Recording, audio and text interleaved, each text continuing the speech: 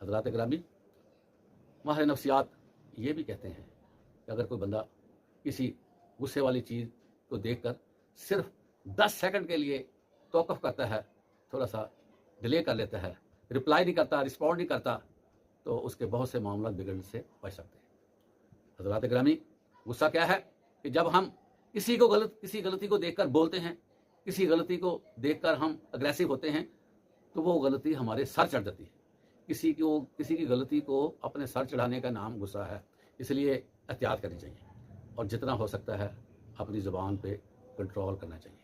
आप सल्लल्लाहु अलैहि वसल्लम ने फरमाया कि जो शख्स मुझे 2 चीज़ों की ज़मानत दे दे, मैं उसके लिए जन्नत की ज़मानत देता हूँ। मोहतरम हज़रात, पहली चीज़ जो अल्लाह के रसूल फरमाते हैं वो ज़ुबान है कि ज़ुबान जो है इसको कंट्रोल में रखो। दूसरी चीज़ शर्मगाह की हिफाजत।